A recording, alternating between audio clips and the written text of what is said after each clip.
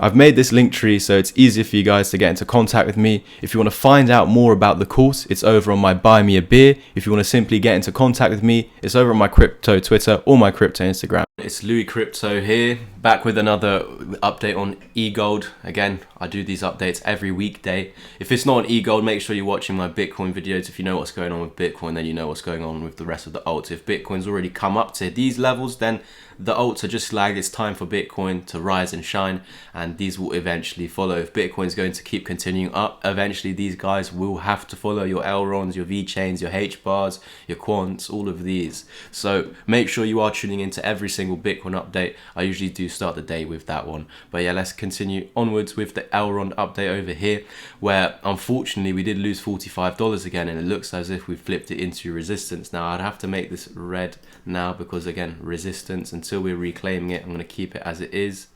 And if I can actually make it red, there we go. So this was the key area of support, which back in summer last year, we were saying we must hold this at all costs, $42 to $45.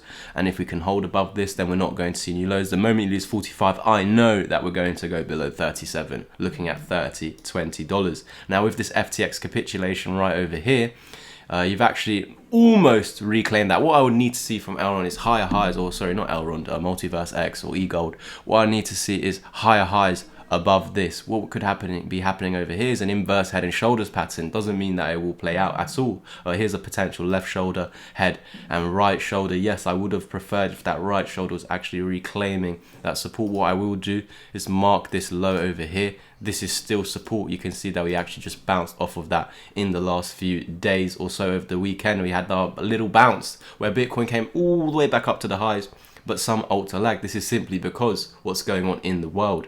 What is going on? We're having banks collapsing left, right, and center. Not only in America now, but also in France and other places. What does this mean? It means that potential bank runs are in play, where people are scared. They don't know where to put their money anymore. This is why, in actual fact, Bitcoin started and alts started dumping over here, because everyone started panicking.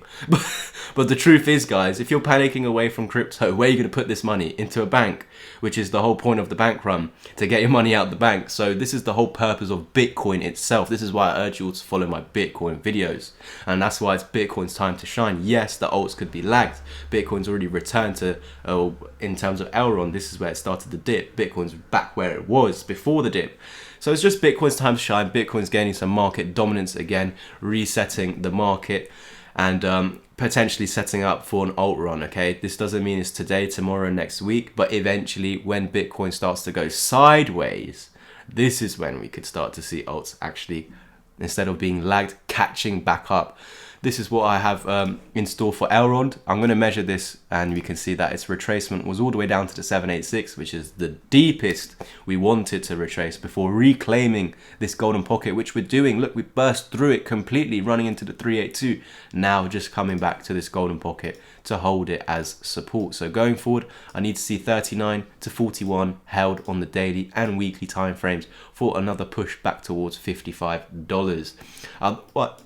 Pardon me. Otherwise, if we lose a 786 at 36, coming back down to 32, 30, and 23.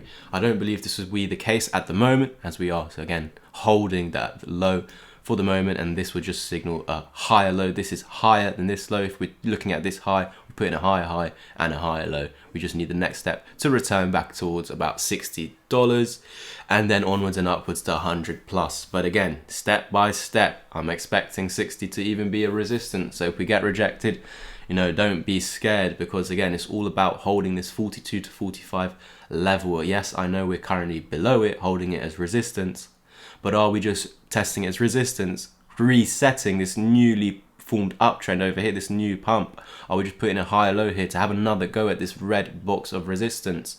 Please let me know what you think is going to happen with Egld Multiversx over this next weekend, and I'll make another update next week on Egld. Thank you guys. There's a link tree in the comment section or the description down below, or even in the top right corner. You can just click it over here somewhere, and yeah, it can take you to my crypto Twitter, Instagram, where you can private message me. If you want to actually just take action on the course or the mentorship without talking to me, head over to my Buy Me a Bit. Now, bring up a page looking like this. You can even get one single mentorship session anyway, but all the details that you need here, you get 10 sessions, and here you get 30 plus videos, 6-hour course, and yeah, all the information you need is over here.